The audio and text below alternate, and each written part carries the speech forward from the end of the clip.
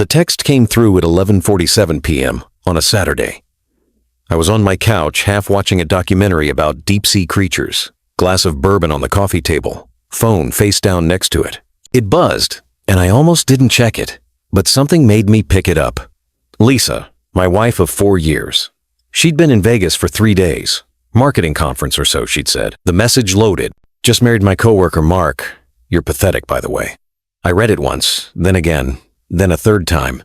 My brain couldn't process it. The words made sense individually, but not together. Just married my coworker. You're pathetic. I stared at my phone for exactly 10 seconds. Then I replied, cool, and got to work. I'd been married to Lisa Morgan for 4 years, 3 months, and 16 days. We met at a tech startup in Arlington, Virginia. She was in marketing. I was a senior software engineer. We bonded over terrible office coffee and shared contempt for corporate buzzwords. She was funny, smart, ambitious, had this way of making everyone in a room pay attention when she talked.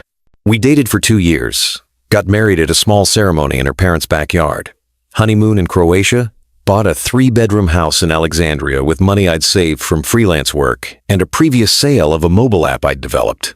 My house, my down payment, my name on the deed. Lisa's name wasn't on it. She'd said she'd add hers after we paid down some of her student loans. Makes more sense financially, she'd said. I'd agreed. For the first 3 years, things were good. Then she got promoted to senior marketing manager, started traveling more. Conferences in Austin, team building in Miami, client meetings in San Francisco, always with her team. Always with Mark.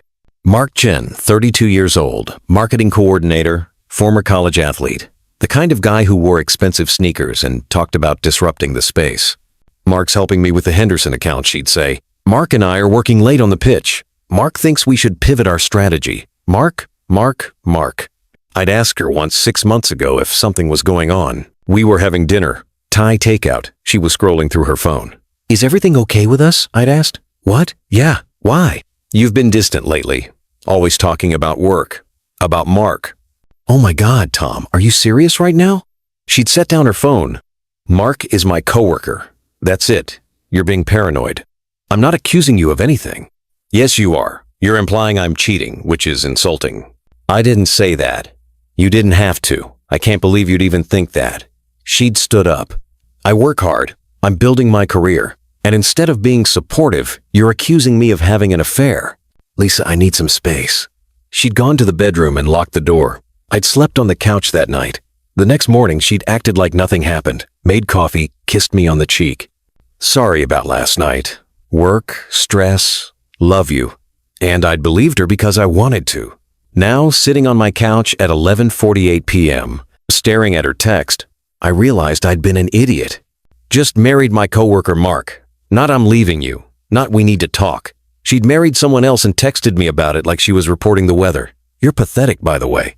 That part hurt more than the marriage announcement. Not the betrayal, not the affair, not even the marriage.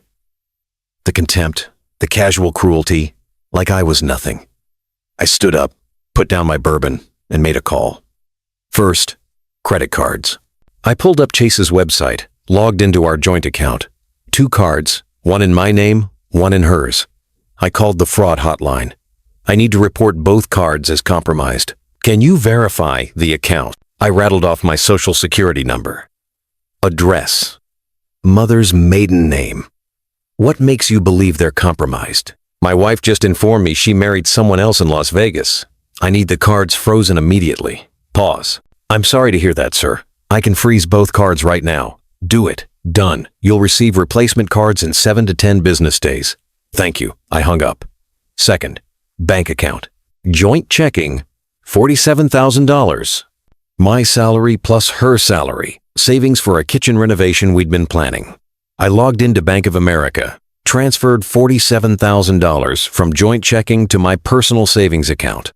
Legal, both our names were on the account. Either of us could withdraw any amount at any time. The transfer completed at 11:52 p.m. Third, locksmith. I Googled 24-hour locksmith Alexandria, VA. Called the first result. Martinez Locksmith, this is Carlos.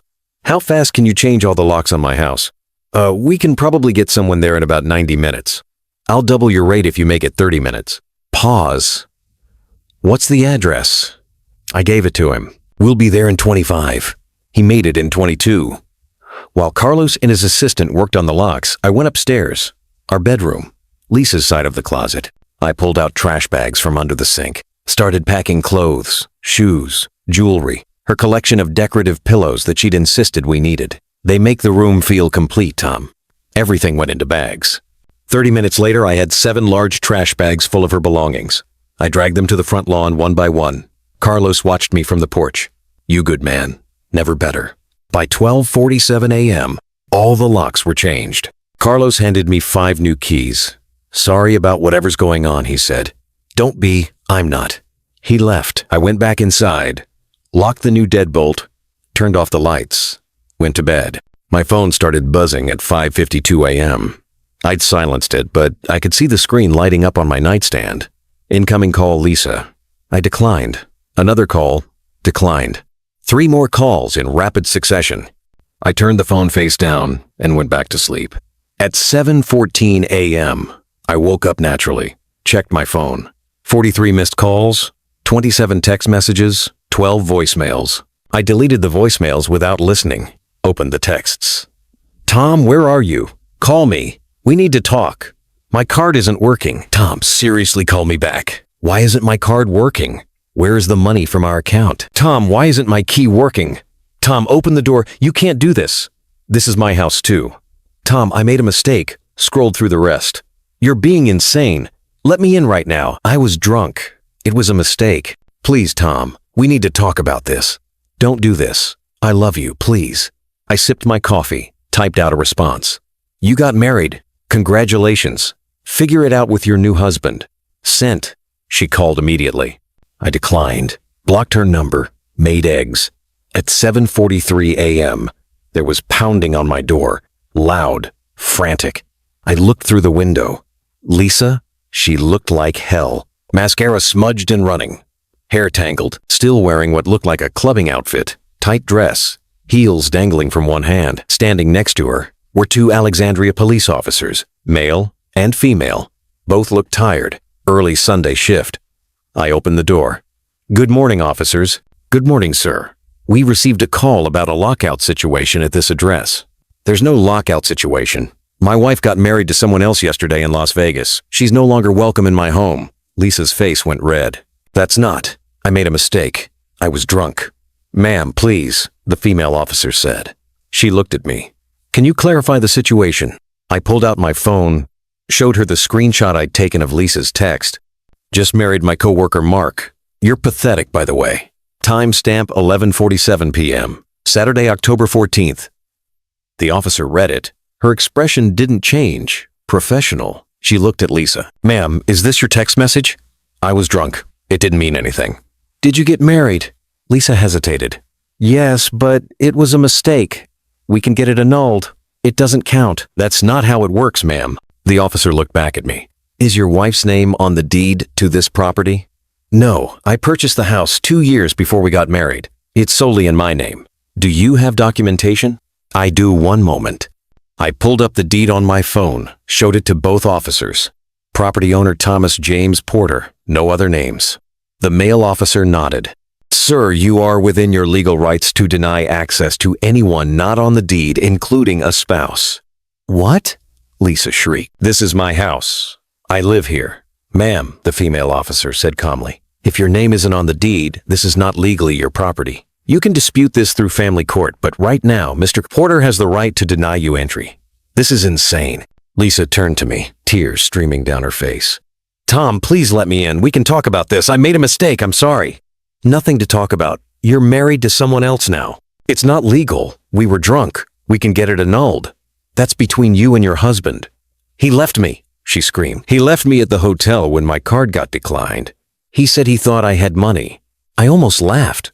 Almost. So, your new husband abandoned you when he found out you're broke and now you want to come back here. Please, I made a mistake. I'm sorry. I love you. You texted me that I'm pathetic while announcing you married someone else. That's not a mistake. That's a choice. The officers were watching this exchange like spectators at a tennis match. Ma'am, the male officer said, you need to leave the property. If you don't, we'll have to remove you. Where am I supposed to go? That's not our concern, I said. Maybe call your coworker. Oh, wait, he abandoned you. Her face crumpled. You're really doing this. You really married someone else and called me pathetic. So yeah, I'm really doing this. What about my stuff? I pointed to the trash bags on the lawn. 7 bags, clothes spilling out, one had tipped over. A decorative pillow with "Live, Laugh, Love" embroidered on it sat in the dew-wet grass. She looked at them, then at me, then started crying harder. Tom, please, please don't do this. I'll do anything. Therapy, counseling, whatever you want. I want you to leave. Please, ma'am. The female officer stepped forward. You need to go now. They escorted her to the sidewalk. She stood there sobbing, pulling clothes out of trash bags. I closed the door, locked the new deadbolt, finished my coffee. My phone buzzed. I'd blocked Lisa, but apparently not her mother. Deborah Morgan, incoming call. I answered. How could you? She shrieked immediately. How could you kick her out? She's your wife. She was my wife. Now she's someone else's wife. Tell her to call him. She made a mistake. She married another man and texted me that I'm pathetic. That's not a mistake. That's a decision. You're being cruel. I'm being efficient. There's a difference. She has nowhere to go. She should have thought of that before she got married in Vegas. You're a monster. Funny. She called me pathetic. You're calling me a monster. Maybe you should ask yourselves why Lisa makes such poor choices in men. I hung up, blocked her number, then I texted my lawyer, Gregory Polson, family law attorney. I'd used him for estate planning last year. Good guy, competent. Greg need to file for divorce. Wife got married to someone else in Vegas. Can you handle this? 3 minutes later, Jesus, yes, I can file Monday morning. This will be the easiest divorce I've ever handled. No kids, right? No kids. House. In your name. Yes. Joint assets. Emptied the bank account last night. Froze joint credit cards. Smart. I'll draft the paperwork. Do you know where she is? Standing on my lawn crying last I checked. This is going to be a very short case. I'll call you Monday. I poured another cup of coffee, sat on my couch, looked out the window. Lisa was still on the sidewalk on her phone, crying, gesturing frantically, probably calling friends. 20 minutes later, another unknown number. I almost didn't answer, but curiosity won. Hello, Tom. This is Mark. Mark Chen. Silence. Lisa's coworker, he added like I needed clarification. I know who you are. Listen, man, I'm sorry. She told me you guys were separated, that you'd agreed to divorce. I didn't know she lied. Yeah, I'm realizing that now. Good for you. Look, I don't want any trouble. We're getting the marriage annulled. It was a drunken mistake. We're handling it. Not my problem. I just wanted to apologize. You did me a favor. She showed me exactly who she is. I'm grateful. Is there anything else? No, great, don't call again. I hung up, blocked the number. The rest of Sunday passed quietly. I worked on a freelance coding project. Made lunch, went for a run. My phone buzzed occasionally. Unknown numbers? I didn't answer. Around 6 p.m., there was a knock on the door. I looked through the window. Lisa's sister, Jennifer. I opened the door. Tom. Jennifer. Can we talk about Lisa? No. Tom, come on, she's a mess. She's staying with me right now. She's devastated. Good. That's cruel. Is it? She married someone else, sent me a text about it with an insult attached, then showed up here expecting me to take her back. That's not devastation. That's consequence. She was drunk. Being drunk doesn't make you marry someone. It lowers inhibitions, means she wanted to do it, and the alcohol gave her permission. Jennifer shifted uncomfortably. She loves you. She has a funny way of showing it. Everyone makes mistakes. Not everyone marries their coworker in Vegas and texts their husband that he's pathetic. She didn't mean that. Jennifer, I appreciate you coming here, but I'm not interested in reconciliation. She made her choice.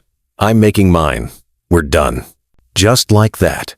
Just like that. 4 years of marriage. 4 years she threw away in one night. That's on her, not me. Jennifer looked at me for a long moment. You're really not going to forgive her? No. Wow. I didn't think you'd be this cold. I'm not cold, I'm clear. There's a difference.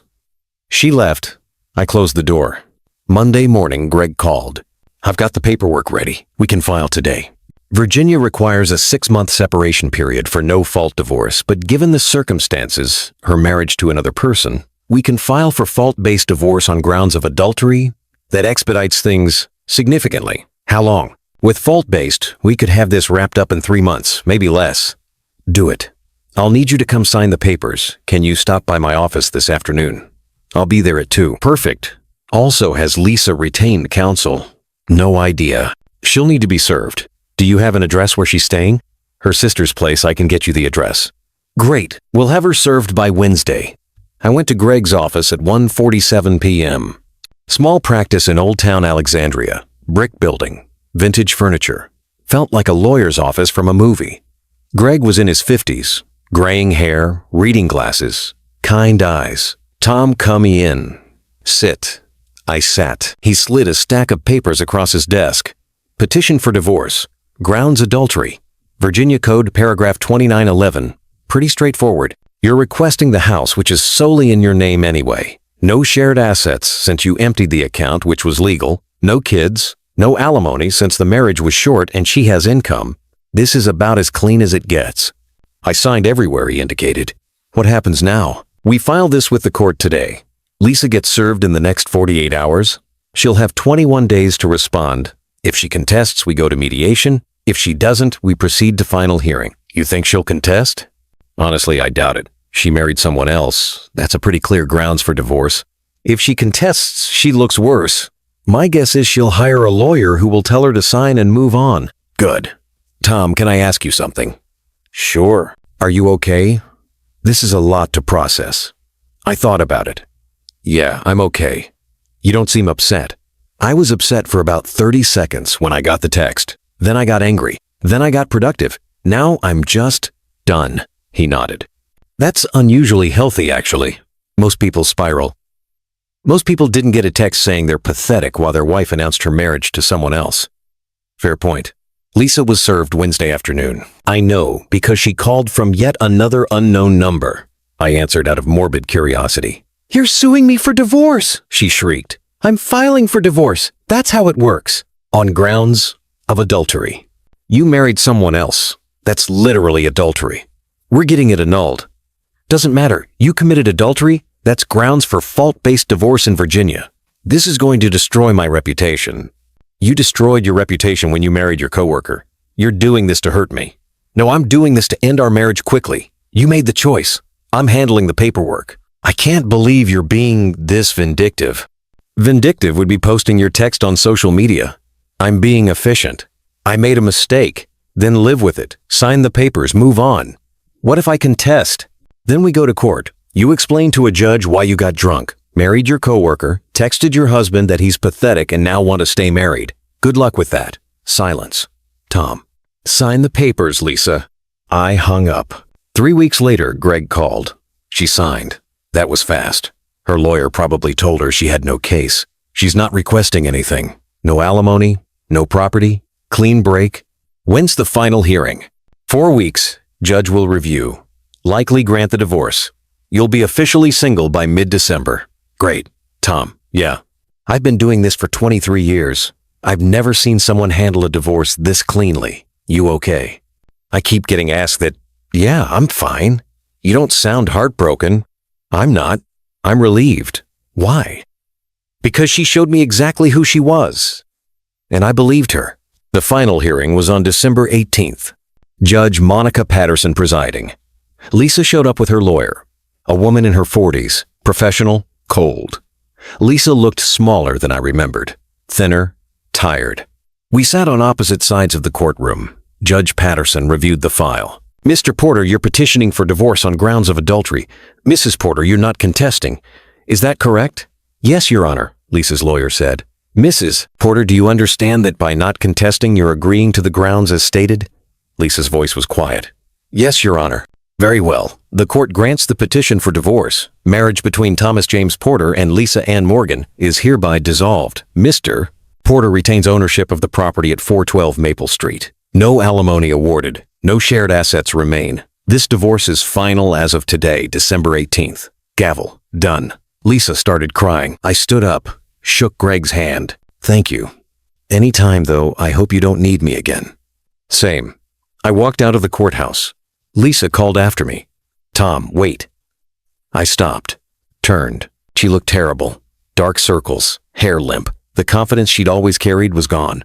"Can we talk?" she asked. We just did, in front of a judge. I mean, really talk. "No, please, I need closure." "You got closure. It's called a divorce decree." "Tom," her voice broke. "I'm sorry. I was stupid. I was drunk. I made the worst mistake of my life." "Yeah, you did. Can't you forgive me?" "I already have. That's why I'm walking away instead of making your life harder. I still love you." "No, you don't. You love stability. You love the house. You love not being alone. But you don't love me, because people who love each other don't marry someone else." It was one mistake that showed me everything I needed to know. "What does that mean?" "It means you texted me that I'm pathetic, married another man, and only wanted me back when your new husband abandoned you and you had nowhere to go. That's not love. That's convenience." She started crying harder. "I hope you find whatever you're looking for," I said. "But it's not me." I walked away. She didn't follow. 6 months later, I sold the house. Too many memories. Too much weight. Bought a condo in Arlington. 2 bedrooms. Modern, clean slate. Threw myself into work. Freelance contracts. Built 2 new apps. Sold one for $140,000. Started dating. Nothing serious. Just meeting people. Remembering what it felt like to be wanted. One night I got a message on LinkedIn from Mark. "Hey man, I know this is weird, but I wanted to reach out. I'm sorry for everything that happened. Lisa and I got the annulment finalized last month. We're not in contact anymore. She blamed me for everything falling apart. Told everyone at work I manipulated her. I ended up transferring to a different office just to get away from the drama. Anyway, I'm sorry, you deserved better." I read it twice, then replied, "Thanks for reaching out. For what it's worth, she would have found someone else if it wasn't you. The problem wasn't you. It was her. Hope you're doing better." He didn't respond. Didn't need to. A year after the divorce, my friend Chris asked me if I regretted how I'd handled everything. "Do you ever wonder what would have happened if you'd given her another chance?" he asked. We were at a bar in Georgetown watching a Capitals game. I thought about it. No, really. Why not? Because she texted me that I was pathetic while announcing her marriage to someone else. That's not a heat-of-the-moment thing. That's who she was, and I'm glad I found out before I wasted more time. Most people would have tried to work it out. Most people want to believe they can fix things, but some things aren't fixable. Some things are just broken. That's dark, man. Maybe, but it's honest.